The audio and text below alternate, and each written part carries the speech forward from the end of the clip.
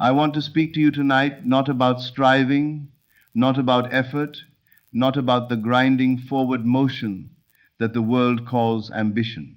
I want to speak to you about something far more ancient, far more powerful, and far more personal than anything the outer world has ever offered you. I want to speak to you about the truth of what you are and of what, in this very moment, you are so close to fully remembering. You have been on a journey. Perhaps you do not even know how long. Perhaps it has felt like years of reaching, of visualizing, of speaking affirmations into silent rooms and wondering if anything is listening. Perhaps there have been mornings when the mirror showed you a face that did not yet match the self you know yourself to be.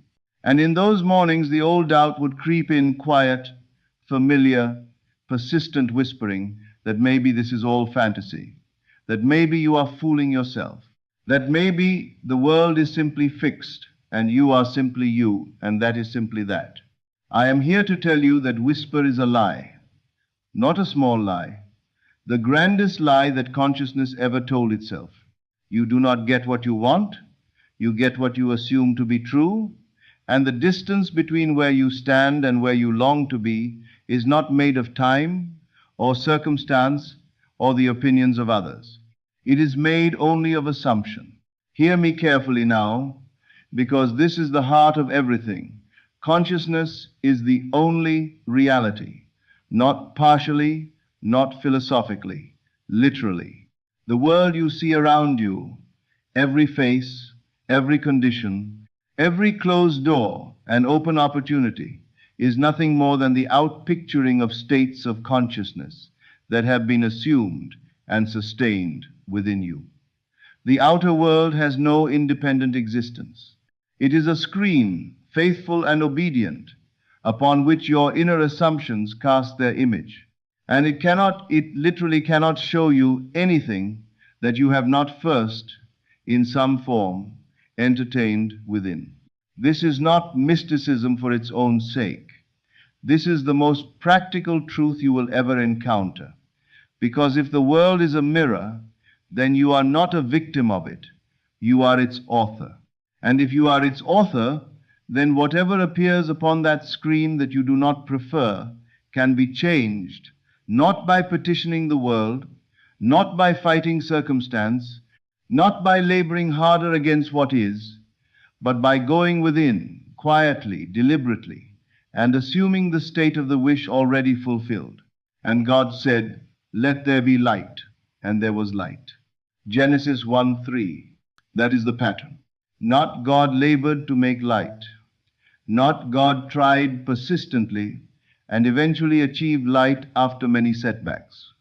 God spoke, which is to say, God assumed, and it was. The same power lives in you. It has always lived in you. Imagination is God, and imagination is yours. It is not borrowed. It is not rationed out to the more deserving. It is the very substance of what you are, the living core of your being, and it creates without ceasing every moment of every day, conforming the world, your world, to whatever you most deeply, most persistently, most feelingly assume to be real. The question then is never whether imagination is working. It is always working. The only question is, what are you imagining? What are you assuming? What is the inner conversation you are holding about yourself, about your life, about what is possible for you, about who you are? If you are imagining from a state of lack, lack will appear before you, wearing 1,000 different faces. If you are imagining from the state of the wish fulfilled truly bodily, feelingly dwelling in that state as though it were already so, then the whole of the world must rearrange itself to confirm your assumption. This is not the law of attraction, as the world has watered it down to mean. This is not positive thinking layered over a fearful heart. This is something far more radical. This is the law of assumption, and it operates with the mathematical precision of gravity. It does not reward the most spiritual, the most deserving, the most disciplined. It simply reflects. It simply confirms. It says, in its ancient, wordless way, as within, so without, always, without exception. Now, here is where most people, on the very threshold of their transformation, make the single error that keeps the door just barely closed. They have learned the principle. They have practiced the visualization. They have spoken the inner word, seen the inner scene, felt the inner joy, and then they have waited. And while waiting, they have watched the outer world and seen it not yet changed. And in seeing it not yet changed, they have quietly, unconsciously, slipped back into the old state, back into the self that doubts, the self that monitors, the self that needs evidence before it will fully believe. And so the evidence does not come, not because the law failed, but because the state was not fully held. You cannot be in two states at once. You cannot serve both the assumption of the wish fulfilled and the observation of its apparent absence. The moment you look out at the world for confirmation, you are no longer standing in the state, you are standing outside it, watching for it. And the law, faithful as it is, gives you more of what you are standing in, the watching, the waiting, the not yet having. No man can serve two masters. Matthew 6:24. This is what Scripture means. Not two gods, not two religions, two states of consciousness, two internal postures, two ways of being in your own mind, the one who knows he already has and the one who fears he does not. You cannot hold both. You must choose one, not once, in a grand dramatic moment of decision, but in the quiet, unremarkable flow of your ordinary hours, moment by moment, returning always to the state of the one who already is, already has, already knows. I want to speak to you now about the old man. Scripture calls it the old man and tells you to put him off, not to fight him, not to condemn him, not to spend your energy in furious argument with the self you used to be. Simply to put him off, to lay him down like a garment that no longer fits. The old man is the collection of assumptions you have held about yourself for years, perhaps for a lifetime. That you are not quite enough, that what you want is reserved for others, that your past is a kind of sentence, a weight you must carry forward into every tomorrow, that the circumstances of your origin, your history, your mistakes are permanent features of your identity. They are not. They are states. And a state is something you enter and something you can leave. The past has no reality unless you continue to occupy it. The failure of last year is alive in your present only because you keep returning to it in consciousness, rehearsing it, refeeling it, granting it the power of present tense reality. But the moment you cease to occupy that state, it is as though it never was. Consciousness is the only reality, and if you withdraw your consciousness from a state, that state ceases to be real in any meaningful sense of the word. Creation is finished. This is one of the most liberating truths I can offer you. The version of you that you long to be already exists. The life you imagine already exists. Not in some distant future that must be built brick by brick. It exists now, complete, whole, and perfect, in the infinite space of states that consciousness can occupy. Your work is not to create it. Your work is to select it. To move in imagination, in feeling, in the inner posture of your being into that state, and to dwell there with such completeness that it becomes your natural assumption about yourself. When that happens, when the state hardens into bedrock conviction, the outer world has no choice but to conform. It is the iron law of consciousness. The without must mirror the within. It cannot do otherwise. It has never done otherwise. It will never do otherwise. Now I want you to understand something about feeling, because this is where the principle either ignites or remains a cold intellectual exercise. Feeling is the secret, not emotion in its turbulent, reactive sense, not the performed joy of someone convincing themselves. I mean the deep, settled, quiet feeling of truth known in the body. The feeling of one who has received the news they most hoped for, and who now rests in the warm aftermath of that receiving. You know that feeling. You have felt it before. Perhaps for small things, a phone call you had been hoping for, a letter arriving, a moment of unexpected good fortune. There was a particular quality to that feeling, a relaxing, an opening, a sense of rightness, as though the world had slotted into the arrangement that it always should have had.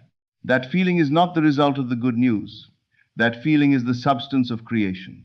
When you can generate that feeling not in response to the outer world, but in advance of it, in imagination, about the thing you most deeply desire, and when you can sustain that feeling as your natural inner climate, you have done everything. You have completed your work. The rest is simply the outer world catching up to the inner fact. What things soever ye desire when ye pray, believe that ye receive them, and ye shall have them. Mark 11, 4 October. Believe that ye receive them, present tense. Not believe that you will receive them. Not believe that if you are good enough and persistent enough, they may one day come to you. Believe now that ye receive them. The whole prayer is answered the moment the inner state shifts from wanting to having, the moment you move from the consciousness of the one who seeks to the consciousness of the one who has found. And now I want to speak directly to those of you who are close, because I know you are close. I know it because you would not be here, listening, leaning in, if you were not. The one who is far from this truth does not hunger for it this way. The hunger itself is the sign of proximity. You do not intensely desire what is entirely foreign to you. You desire what is close to you, close to your nature, close to your state, close to your becoming.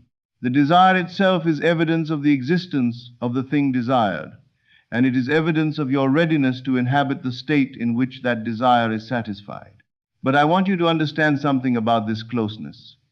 When you are close, truly close to a transformation in consciousness, the old state will often become louder.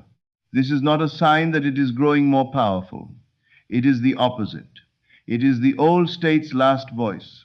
When a pattern is about to dissolve, when an assumption that has shaped your world for years is about to be permanently replaced by a new one, the evidence in the outer world may seem to briefly amplify in the wrong direction.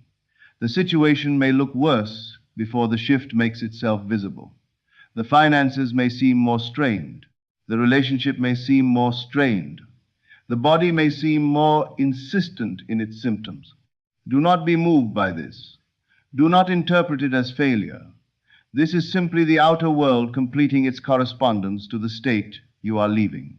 It is the old state expressing itself fully one last time before consciousness moves on and the world has no choice but to follow. Please keep going. You are so close. The bridge of incident, the sequence of events, encounters, circumstances, and opportunities that will carry your desire from the inner to the outer is already being constructed in ways you cannot see and do not need to see.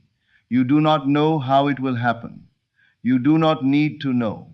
In fact, the need to know how is itself a subtle form of disbelief, a quiet insistence that you must manage and monitor the process, which implies that the process might fail without your management. Let it go. Your only work is the inner state. Your only responsibility is the assumption. The how is not your province. The how belongs to the infinite intelligence that moves all things into alignment when consciousness has settled into a new home. Think of sleep. Every night you surrender. You do not manage the world while you sleep. You do not supervise your heartbeat or negotiate with your immune system or oversee the maintenance of your cells. You simply let go into unconsciousness, and the whole of life tends to itself.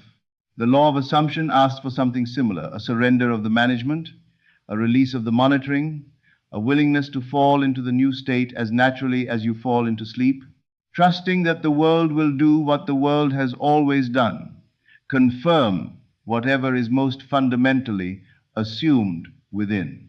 I want to address now the question of the former state, because this is where many stumble in a particularly poignant way. They have moved in imagination into the new state. They have felt the feeling of the wish fulfilled. They have inhabited, however briefly, the consciousness of the person they intend to be. And then they look down and they see the former self still standing there, the evidence of the old state still arranged around them, and they feel a kind of grief, a pity for the old self, a guilt sometimes, as though leaving the old state is a form of abandonment. But you must understand, the old self is not a person, it is a state, and states have no feelings that can be hurt. You do not owe loyalty to a state of lack. You do not honor suffering by agreeing to continue suffering. There is nothing noble in maintaining an assumption that diminishes you. The only genuine gift you can give to anyone in your life, to the people who love you, to the world at large, is to become the fullest, freest, most realized version of yourself. And that requires that you release the old man, that you stop paying him visits, that you stop telling his story as though it is still your story. Your story, your real story, is not what has happened to you. Your story is what you are assuming to be true about you right now, in this moment, in the privacy of your own mind. And that story can change. It can change in an instant, not gradually, not through a long rehabilitation of the self. In an instant, in the space of a single decision of consciousness to occupy a different state, everything that ever was can become simply the former things that shall not be remembered, nor come into mind, as Scripture says. The past is not a wall. It is not even a path. It is simply what was imagined before you imagined differently. Behold, I make all things new. Revelation 21:5. All things new. Not improved things, not things gradually repaired. New. That is the power of consciousness shifting its state. Nothing carries over that you do not carry. The new state comes with its own history, its own logic, its own set of confirming facts, and the world rushes to supply them, because the world has no other function than to supply what consciousness demands. Now, I want to speak about identity, because identity is the operant power here more than any technique, any visualization method, any affirmation practice. It is not what you say about yourself that determines your experience. It is what you are. And what you are is what you most fundamentally assume yourself to be in the quiet of your own being, below the level of deliberate thought, in the deep water of your basic self-concept. If, at that deep level, you assume yourself to be the kind of person to whom certain good things simply do not come, no surface affirmation will override it. If, at that deep level, you assume yourself to be someone who is perpetually almost there, but never quite arrived, the world will confirm it with exquisite faithfulness. Every affirmation, every vision board, every technique applied on top of a contrary self-concept is like painting beautiful colors on a wall that is structurally unsound. The structure must change. And the structure changes not through force, but through being, through choosing deliberately and repeatedly to be the one who already is, not to become, not to eventually achieve, to be now in this body, in this ordinary day, in the middle of circumstances that may not yet reflect it. To speak from that identity, to think from that identity, to move through the world with the settled, unhurried confidence of one for whom the thing is already done because inwardly it is. The man who knows he is loved moves differently through a room than the man who hopes to be loved. The woman who knows she is abundant makes different choices, holds different conversations, meets different eyes than the woman who fears there will not be enough. The inner state is always leaking outward, always. In 1,000 imperceptible ways, the world reads your self-assumption and responds in kind. So the work, if we must call it work, though it is really the most natural thing, is to align the deep assumption with the desired state and then to hold it. Not to grasp it anxiously. To hold it the way you hold a sleeping child, with tenderness, with certainty, without squeezing, knowing that it is real and safe and yours. Let me tell you what I have seen. Not in others, though I have seen it in others, but in the pattern of this law as it operates without exception across every life it touches. I have seen people whose outer circumstances were utterly, comprehensively contrary to what they desired. I have seen poverty that seemed structural, illness that seemed permanent, relationships so broken they seemed irreparable. And I have seen in every one of these cases, without exception, that when the inner assumption genuinely shifted, when the consciousness of the person moved from the state of the problem to the state of the solution, the outer world rearranged, not always in the way expected, not always through the door anticipated, but it rearranged. The bridge of incident appeared, the circumstance shifted, the body responded, the relationship found its opening. Not because the world is magic in some frivolous sense, because the world is mind, because consciousness precedes experience always and in all things, because you have never, not once in your life, experienced anything that did not begin as an assumption held within you. Not once. There are no exceptions to this law. There are only people who have not yet recognized it operating in their lives. I said you are close. I want to tell you why I know this with such certainty. Because the fact that these words are reaching you, the fact that something in you responds to them, not as new information, but as recognition, as memory, as the quiet sense of yes. I have always known, this tells me, that your consciousness is already at the threshold. The door is not distant. You are standing at it. Your hand is on the handle. The only thing left to do is to enter. And entering means nothing dramatic. It means settling into the state of the wish fulfilled with such completeness, such naturalness, such undefended ease, that you stop checking whether the door is opening and simply find yourself somehow already on the other side. It means taking your attention off the evidence of the former state truly, not as a discipline, but as a natural consequence of being so fully absorbed in the new state that the former one simply ceases to hold your interest. Think of a man who receives word that he has won something extraordinary, a fortune, a position, a love returned. In the first moments after receiving that news, does he monitor the outer world anxiously for confirmation? Does he check repeatedly to make sure it is still true? No. He simply knows. And from that knowing, a naturalness flows. He calls the people he loves. He makes the decisions the new reality calls for. He moves not strenuously, not performatively, but from the inside, from the settled certainty of one whose world has changed. That is the state. That is what you are choosing now. That is what, in choosing, you make real. Assumption hardens into fact. This is not metaphor. This is the mechanism of creation itself. The assumption you sustain the state you inhabit long enough and deeply enough to feel natural crystallizes into the physical world with the same inevitability that water crystallizes into ice when the temperature is right. You do not have to force the crystallization. You do not have to manage it or accelerate it or worry about whether it is happening at the correct rate. You simply have to keep the temperature right. You simply have to maintain the state. And the outer world, with its infinite creative intelligence, will form itself around you precisely as your assumption demands.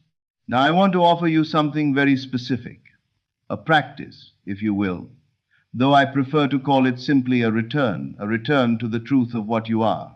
Tonight, before you sleep, I want you to close your eyes and find the scene that would imply the wish fulfilled.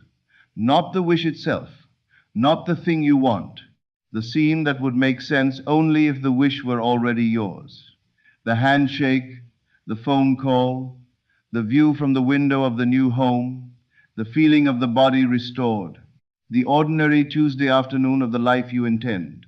Find that scene, step into it, not as an observer watching it from outside, as the one living it from within, seeing what that version of you would see, feeling what that version of you would feel, breathing the air of that life as though it were the only air there is. And then, holding that feeling, allow yourself to drift towards sleep. Because in that threshold between waking and sleeping, that soft, impressionable state, the ancients called the hypnagogic, the subconscious mind receives what the conscious mind presents to it with unusual directness, unusual depth. The seed planted there in feeling roots immediately into the deep soil of the self and begins its invisible growth. Do this with faith, not the faith of one who is uncertain but hopes, the faith of one who understands the law. The faith of a farmer who has planted seeds in good soil in the right season, who does not dig them up each morning to check their progress, but who knows, with the calm certainty of experience and knowledge, that what is planted in good ground must grow. That is the quality of faith you are being asked for. Not desperate faith, not straining faith, the quiet, settled, untroubled faith of one who understands how things work, and then go to sleep and wake up as the new person, not dramatically, not with announcement. Simply wake up as one for whom it is already done. Make your coffee as that person. Move through your morning as that person. Speak to the people in your life from the perspective of that person. You do not need to explain this to anyone. You do not need to announce a transformation. Simply be, simply live from the inside of the new state, and trust with every fiber of the intelligence that you are that the outside will follow. Because it will, because it must, because the law is not a sometimes law. It is not a law that works for some and not others, that favors the advanced practitioner over the beginner, that rewards the spiritually sophisticated and ignores the newcomer. It is a law like gravity. It works for everyone who works with it. It works against everyone who works against it. And working with it means simply, entirely, only aligning the inner assumption with the desired experience, and holding that alignment with feeling, with conviction, with the naturalness of truth known rather than hoped. I am that I am. Exodus 3, Pais Presece. These words, the most sacred in all of Scripture, the name that God speaks of itself, are the key to everything I have said tonight. I am. Not I will be, not I hope to be, not I am trying to become. I am. The present tense is not accidental. It is the entire teaching. Whatever you attach to I am, whatever you declare yourself to be, in the quiet naming of your own consciousness, is what you are, and therefore what the world reflects back to you. I am limited. I am struggling. I am not yet there. These are not descriptions of reality. They are creative declarations that the universe treats as instructions. And so is this. I am whole. I am the one who has what I desire. I am already the person I intend to be. I am living the life that is already mine. Speak these not as affirmations that need to overcome resistance, but as truth stated by the very consciousness that creates the world, because that is what you are. You are the I am. You are the creative power. You have never been anything less. The journey you have been on, the years of seeking, the practices, the persistence, the nights of doubt and the mornings of renewed hope has not been wasted. Nothing in consciousness is wasted. Every visualization, every moment of genuine inner feeling, every instant in which you chose the state of the wish over the state of the lack, all of it has been accumulating, like water rising behind a dam, pressing forward, pressing upward, waiting for the moment when the pressure reaches the threshold and everything flows freely into the new landscape. That moment is close. Do not release the state now. Do not, in this very moment of proximity, withdraw back into the old assumption, because the evidence has not yet fully appeared. This is the moment, precisely this moment of near arrival, when the sustained state matters most, when holding your ground in consciousness is the entire work, when the refusal to be moved by appearances is the one thing standing between where you are and where you know yourself to be. Please keep going. Not because you need to strive harder, not because you need to do more. Keep going in the sense of continuing to be, continuing to inhabit the state, continuing to assume, with the calm authority of one who knows the law, that it is done, that it is real, that the life you have seen in imagination is as real as the chair beneath you, as real as the air in your lungs, as real as the heartbeat you feel right now without even trying. Because it is. Imagination is not fantasy. Imagination is the only reality there is. The physical world is the shadow. The imaginal world is the substance. You have been practicing substance. You have been building in the only dimension that actually creates anything. And the shadow, the physical, visible, tangible world is simply catching up to the substance you have already established within. I want to close tonight with this. There are people listening who have held a desire for a very long time, so long that the desire itself has begun to feel like a kind of pain. The longing has outlasted the easy hope of the early days. The visualization has become sometimes a reminder of what is not yet here rather than a direct experience of what already is. I want to speak to those people with particular care. The duration of the desire is not evidence of its impossibility.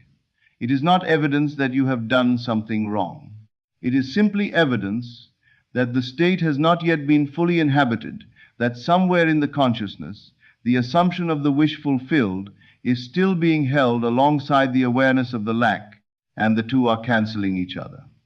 The solution is not to try harder. The solution is to go deeper into the state, to find beneath the desire the feeling of the thing itself, to stop wanting it and start being it, to stop reaching and start resting in the fullness of the state already occupied. The rest is done. The rest has always been done. All things were finished from the foundation of the world. You are not creating anything new. You are selecting. You are moving into what already is. And when you do, when the selection is made completely, when the state is occupied without reservation, without the exit clause of doubt, without the footnote of, unless it doesn't work, the world will come to meet you. It always does. It cannot do otherwise. It is made of the same substance as the inner world, and it must confirm whatever the inner world declares. You are so close. You have always been this close. The truth is that you have never been anywhere else. You have simply been standing, at times, with your back to the door, looking at the evidence of the room you are in and concluding that the door must therefore not exist. Turn around. The door is there. It was always there. It is open. It has always been open. And you, the real you, the I am that you are, the consciousness that is the only reality you have always had, the only key there is assumption, sustained in feeling until it hardens into the facts of your world. Enter the state. Hold the feeling. Live from the inside of what you know to be true. And do not be moved, not by appearance, not by time, not by the whispers of the old man who would call you back to his familiar, diminished country. You do not live there anymore. You have moved. You are new. And the new world is already organizing itself around your new self in ways both visible and invisible, both intimate and vast, both immediate and unfolding, all of it moving toward you with the unstoppable certainty of a tide that does not know how to be otherwise. You are so close. Please keep going, not in effort, in being, in the quiet, unshakable, illuminated being of one who already knows. It is done.